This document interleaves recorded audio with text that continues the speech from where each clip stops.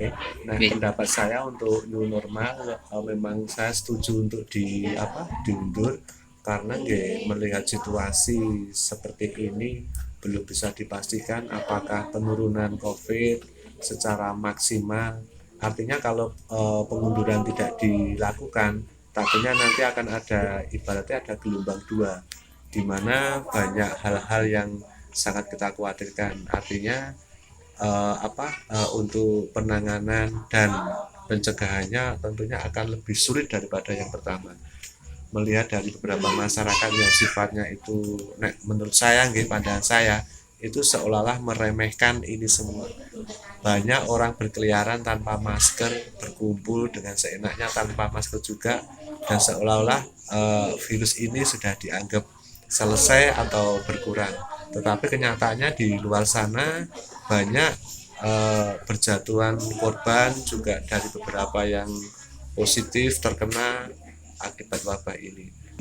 Artinya biar nanti segala pencegahan, segala upaya kita bisa maksimal. Kalau dari sekarang sudah mulai diberhentikan untuk semua ibaratnya dari beberapa penanggulangan kita, upaya kita, semacam pencegahan dan sebagainya, takutnya nanti ketika kita sudah merasa nyaman, sudah merasa baik, terus tiba-tiba muncul gelombang kedua yang tentunya akan berakibat fatal dikarenakan masyarakat kita semuanya sudah merasa terlena. Gitu aja, Mas. Berarti istilahnya itu tidak setuju dengan adanya new normal. Betul, saya belum setuju. Bukan tidak setuju tapi belum setuju karena melihat situasi yang seperti ini nanti dilihat dari perkembangan beberapa orang atau orang banyak yang akan mudik kembali ke tempat kerja mereka baik di ibu kota maupun lainnya yang sifatnya nanti kalau mereka belum dikondisikan tentunya wabah ini akan kembali muncul. Untuk harapan nih Mas jenengan. Untuk harapan ke depan kalau saya lebih baik kita sekarang bersabar dulu untuk mencegah, untuk mengatasi semua ini dengan harapan ke depan biar lebih bisa dituntaskan dan tingkat ekonomi untuk sementara waktu kita juga memang merasakan dampak, tapi mau gimana lagi, memang karena ini situasi dan harapan saya ya kita mohon untuk bersabar dulu. Dan kami selama semenjak tanggal 29 Maret sampai sekarang ini kami di Kampung Salen membuat posko.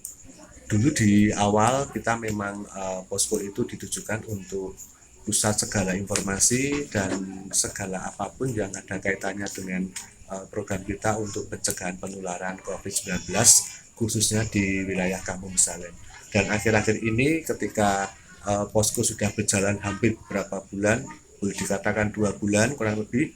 Nah, sekarang ini kan kita juga ada dua tujuan kita yang dari awal kita sebutkan untuk pusat pencegahan beberapa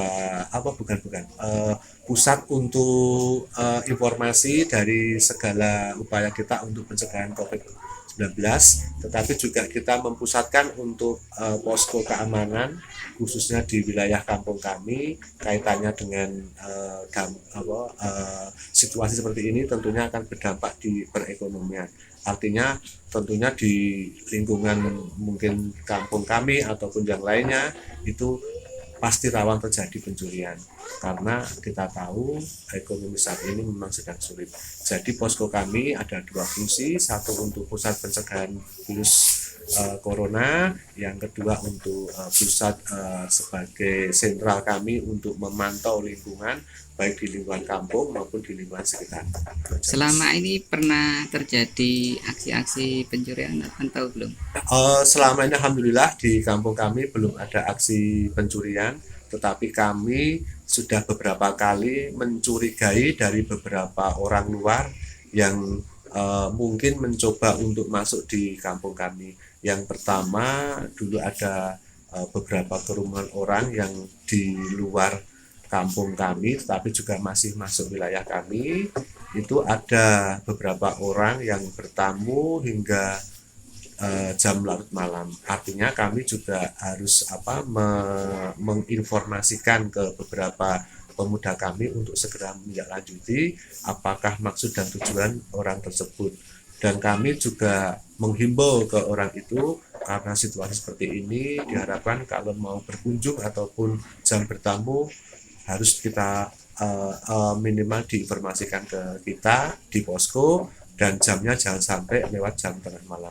Yang kedua, malam Lebaran kemarin kita juga mencurigai ada 3 buah mobil yang standby di selatan kampung kami.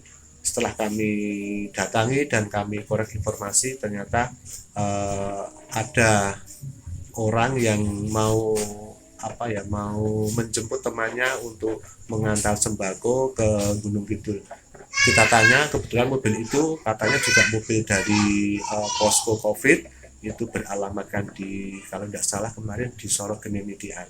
Nah, karena masuk di kampung kami sudah jam 12 lebih, pas kami patroli kami menemukan itu dan kami korek informasinya.